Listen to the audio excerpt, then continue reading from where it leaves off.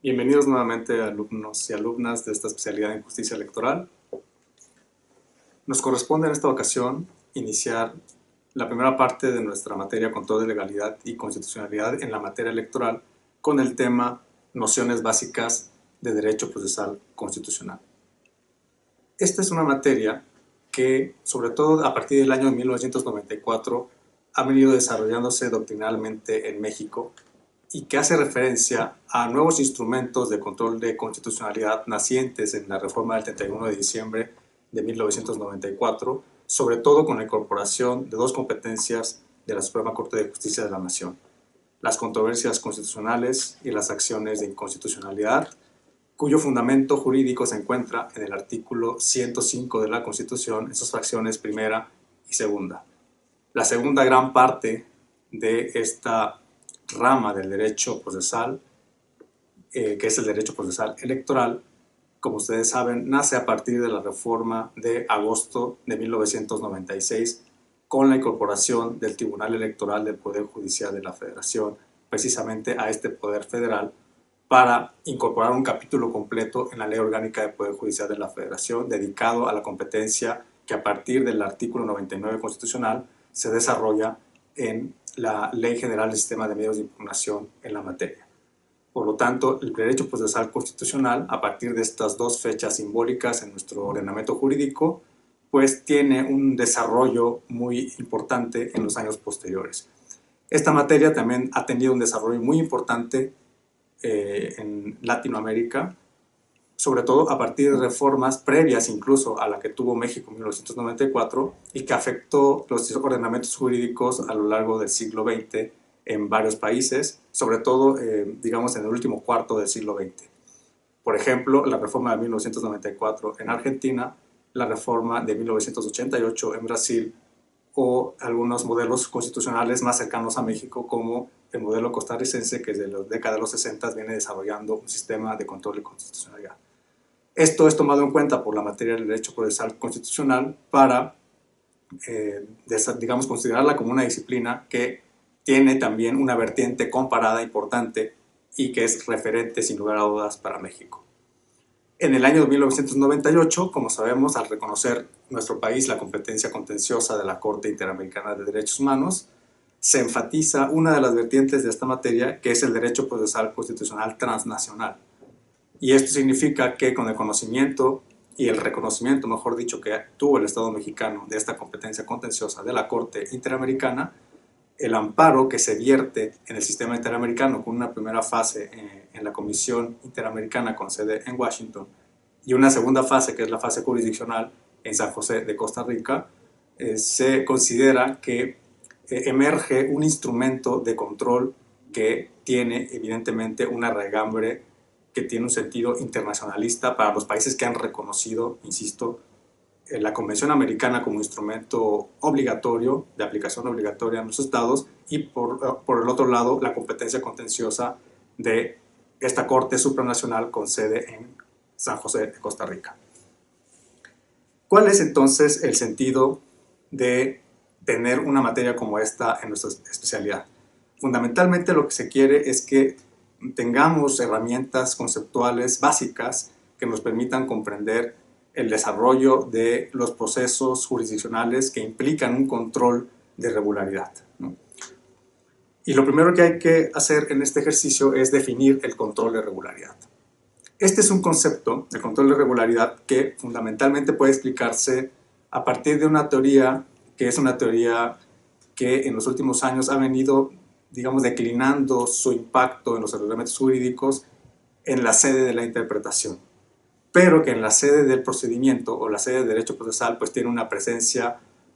muy significativa, que es la teoría positivista del derecho, es decir, la teoría elaborada por un jurista muy importante en la teoría del derecho, como es Hans Kelsen, y a partir de la elaboración que hace este jurista austriaco del concepto de la regularidad,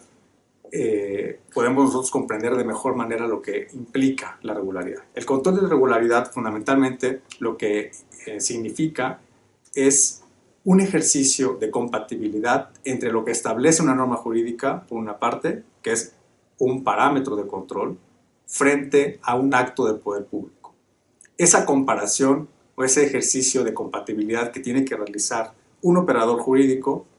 que puede ser, por ejemplo, un juez o puede ser un agente de la administración pública o incluso un legislador, implica resolver la ecuación de si un acto de poder público, incluida una norma jurídica, es o no conforme con lo que establece la norma que le da fundamento. Esta idea, entonces, como lo dice este jurista Hans Kelsen, implica controlar la regularidad de los actos del poder público. Así, por ejemplo, en su idea de piramidal del derecho, si un acto jurídico no tiene correspondencia con la forma en que está establecida su hipótesis normativa, su hipótesis reglamentaria, este acto jurídico será irregular. Por otro lado, si un reglamento, nos sigue diciendo la teoría positivista del derecho, no sigue las pautas o los cánones establecidos por la ley, que es una norma producida por el legislador, este reglamento será irregular. Y si escalamos hacia arriba en ese entendimiento piramidal del derecho, si la ley no se ha emitido conforme a las pautas formales y, en segundo lugar, materiales establecidas por la Constitución, la ley tiene un problema también de irregularidad. Si lo vemos en un plano contrario, estos actos de autoridad que han seguido escrupulosamente las pautas establecidas por el nivel jerárquico jurídico superior tendrán regularidad. Por lo tanto, ese ejercicio, insisto, de compatibilidad entre los actos jurídicos frente a las normas jurídicas que les dan fundamento o incluso de normas jurídicas legales, que son normas jurídicas que están jerárquicamente por debajo de la Constitución, no colman los requisitos establecidos por la norma superior, en este caso la Constitución, ese ejercicio se tendría que llamar, o se tiene que llamar bajo esta concepción de derecho, como un ejercicio de control de la regularidad. Ahora bien, este control de la regularidad podemos dividirlo en dos. El control de regularidad, de acuerdo con una clasificación canónica. El control de regularidad de la ley, que conocemos en México como control de legalidad. Y por otra parte, un control de regularidad de la Constitución o de la constitucionalidad, que es el aspecto que enfatiza la idea de que el legislador debe someterse a los mandatos de la Constitución. Tenemos entonces un control de legalidad, es decir, la idea de que los actos deben ajustarse a lo que nos dice la ley, y por otro lado un control de constitucionalidad, que es la idea de que todos los actos, incluidas las normas jurídicas del legislador, se ajusten a la Constitución. Entonces, la comprensión de estas dos distintas vertientes del control de regularidad, por un lado el control de legalidad y el control de constitucionalidad, tienen su énfasis en la diferencia en el parámetro de control que se utiliza por parte del operador jurídico. Además de estas dos vertientes, a partir del reconocimiento de la competencia contenciosa de la Corte Interamericana, sobre todo, ha emanado la idea que se ha desarrollado en la jurisprudencia interamericana del llamado control de convencionalidad. Al igual que, o más bien de manera análoga a lo que hemos concebido que es el control de legalidad y el control de constitucionalidad, el control de convencionalidad lo que postula es que los actos de un poder público que pertenecen evidentemente a un determinado Estado parte de la Convención Americana sobre Derechos Humanos tienen que ajustarse a las normas o a los artículos establecidos por la Convención Americana de Derechos Humanos y a sus protocolos, además del resto de los materiales normativos que conforman el sistema interamericano.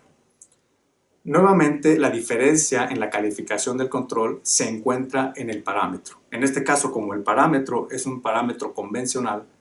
la denominación de ese ejercicio de compatibilidad y de verificación del ajuste de los actos del poder público a la norma se encuentra en que esa norma referencial es la Convención Americana de Derechos Humanos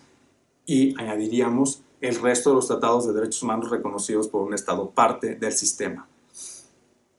hay un concepto de control de convencionalidad más amplio que implica que no solamente hay que acudir a normas de referencia del sistema interamericano, sino también a otras normas internacionales como son, por ejemplo, las normas producidas por la Asamblea General de las Naciones Unidas en materia de derechos humanos, sobre todo a través de dos pactos muy importantes, el Pacto Internacional de Derechos Civiles y Políticos y el Pacto Internacional de Derechos Económicos, Sociales y Culturales, ambos del año de 1966. Tenemos entonces también, a partir de estas ideas iniciales de lo que implica el control de regularidad, esos vertientes, legalidad, constitucionalidad y convencionalidad, que hacer la diferencia entre lo que es el llamado control abstracto y control concreto, y por otra parte, también entender lo que significa el control difuso por una parte y el control concentrado. Empecemos por estas segundas categorías, porque son las que han dado lugar a lo que en la doctrina se conocen como modelos de control. El modelo de control difuso es un modelo de control que también se ha denominado modelo norteamericano de control y control, y cuya característica principal es que los actos del poder público pueden ser verificados por todos los jueces. Esto implica que hay una difusión en el ejercicio del control de constitucionalidad en la sede judicial y por lo tanto se entiende que la idea de la Constitución en un modelo difuso de control es una idea muy potente porque implica bajar el efecto de la norma constitucional a cada uno de los casos concretos sometidos ante los jueces. Este modelo tiene un punto histórico de arranque en una sentencia muy importante, que es la sentencia de Marbury versus Madison en 1803 de la Suprema Corte de los Estados Unidos, bajo la ponencia de un juez emblemático como es el juez John Marshall. A partir de ese momento, que es la primera sentencia en el mundo y en la historia que considera que una ley no puede estar por encima de la Constitución, porque ello implicaría que el legislador estuviese, o que es un poder constituido, estuviese por encima de un poder constituyente, lo cual viene a romper una lógica de la construcción constituyente de un país. Esto es tomado en cuenta por el juez Marshall en esta sentencia y por primera vez en la historia determina que en esa sentencia que un juez, que es un poder no representativo, que es un poder que se entendía como un poder ejecutor solamente del ordenamiento jurídico, podía, sin embargo, echar abajo una ley por violar las normas constitucionales. Esta es una característica, entonces, a partir de ese punto histórico de referencia del modelo de control difuso. Por otro lado, tenemos el modelo de control concentrado. Y aquí hay una también fecha de referencia, que es la fecha del 1 de octubre de 1920. Esta fecha de referencia se refiere a la emisión y a la promulgación de la Constitución austriaca, precisamente bajo la batuta de este jurista que ya hemos mencionado, Hans Kelsen, que diseñó los proyectos de Constitución al respecto. Y lo que incorpora esta Constitución es una institución que en este momento en el derecho comparado y también en México cobra mucha importancia, que es la idea del Tribunal Constitucional. Este tribunal precisamente es el protagonista del modelo de control concentrado de constitucionalidad de la ley. ¿Qué implica? Implica que no todos los jueces pueden pronunciarse acerca del control de constitucionalidad de las leyes, sino que solamente lo puede hacer un solo tribunal, que es autónomo e independiente, una especie de cuarto poder en el arreglo tripartito del poder político, que es el Tribunal Constitucional. Y el Tribunal Constitucional, entonces, precisamente porque se trata de un órgano único, monopolizador de control de constitucionalidad, es el vértice del llamado control concentrado. Se centraliza la idea del control y, por otro lado, excluye la posibilidad de que cualquier otro juez pueda hacer un ejercicio de control de la ley, como sin embargo, en contraste, sí se presenta como característica en el modelo de control difuso. Aquí vemos entonces que existen estos dos paradigmas que, sin lugar a dudas, son los focos de atención cuando estudiamos el tema del control de regularidad de las leyes. Lo que sucede en México es una simbiosis de los dos modelos. Y ahí es donde probablemente podamos ir concluyendo en esta primera parte de nuestra materia, antes de pasar a la explicación del sistema integral del control de constitucionalidad en México en la materia electoral. En México tenemos entonces una simbiosis, una mixtura de los modelos, ¿no?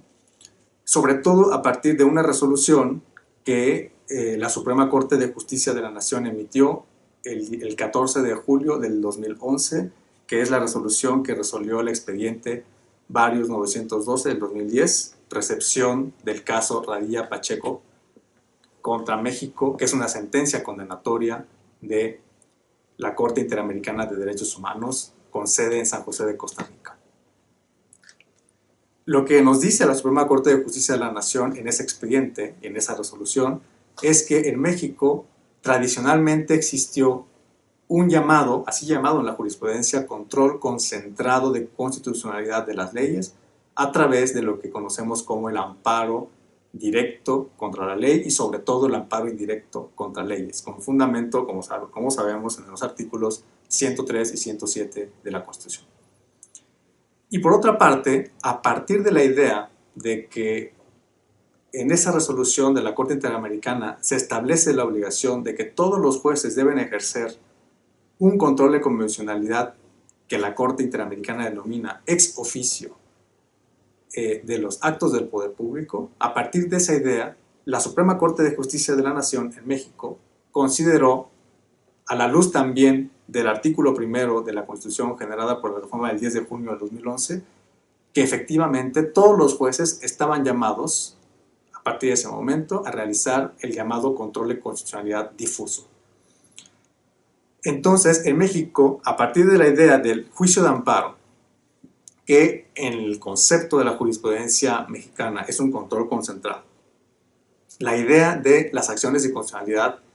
que por cierto son procedentes en la materia electoral, la idea de la concentración de la competencia en controversias constitucionales por parte de la Suprema Corte, existe, sin lugar a dudas, una caracterización de un modelo concentrado de control al estilo europeo formulado por las tesis kelsenianas desde 1994. Y en el 2011,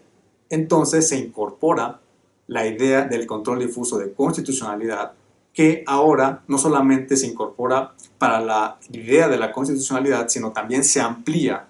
como consecuencia de la sentencia condenatoria de la Corte Interamericana a un control difuso. Y hay que hacer aquí un especial énfasis en la materia electoral, porque en la materia electoral el fenómeno del control de constitucionalidad tuvo un primer capítulo, como sabemos, en una contradicción de tesis del año 2000 de la Suprema Corte, en donde había negado la posibilidad de que los tribunales que conforman, en general el Tribunal Electoral del Poder Judicial de la Federación,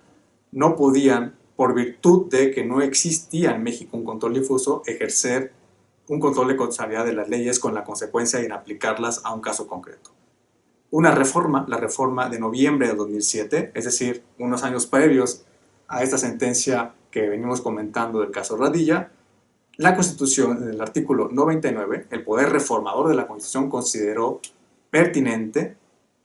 establecer con explicitud, con toda claridad, que el Tribunal Electoral del Poder Judicial de la Federación cuenta con facultades para inaplicar leyes a los casos concretos.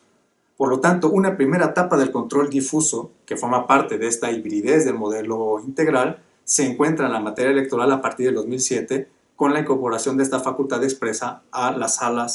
superior y las salas regionales para inaplicar leyes a los casos concretos.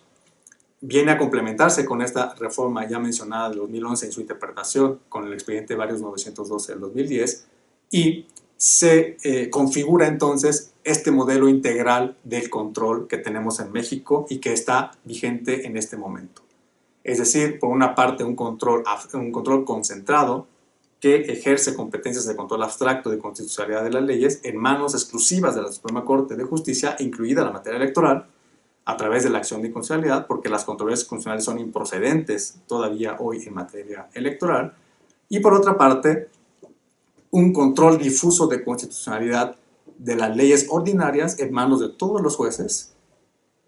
Y en ese control difuso de constitucionalidad de las leyes tenemos el sector especializado de la materia electoral, en donde los tribunales electorales, el Tribunal Electoral del Poder Judicial Federal, pero también los tribunales electorales locales, como lo ha resuelto recientemente incluso la Sala Superior, tienen competencias para ejercer un control difuso de constitucionalidad de las leyes electorales. En resumen, podemos decir entonces que el fundamento jurídico de este modelo integral se encuentra disperso en nuestra Constitución. Primero tenemos que considerar el artículo primero de la Constitución, sobre todo en sus párrafos 1 y 2, el artículo 99 de nuestra Constitución, que versa sobre la materia electoral, el artículo 103 y el 107, que se refieren al juicio de amparo, que procede, como ustedes saben, a las normas, contra las normas de carácter general, y finalmente el artículo 105, que establece la competencia exclusiva de la Suprema Corte en las fracciones 1 y 2, tanto controversias como en acciones, enfatizando que las controversias constitucionales son improcedentes en la materia electoral, cuando las acciones de constitucionalidad sí son procedentes contra normas de ese carácter. Con esto tenemos entonces un espectro amplio y un espectro que engloba un modelo complejo, un modelo completo de control de constitucionalidad de las normas electorales. Concluimos así entonces el desarrollo de este primer tema y por supuesto seguiremos abordando ya con mayor concreción en las siguientes partes de nuestro curso las características de este modelo. Muchas gracias.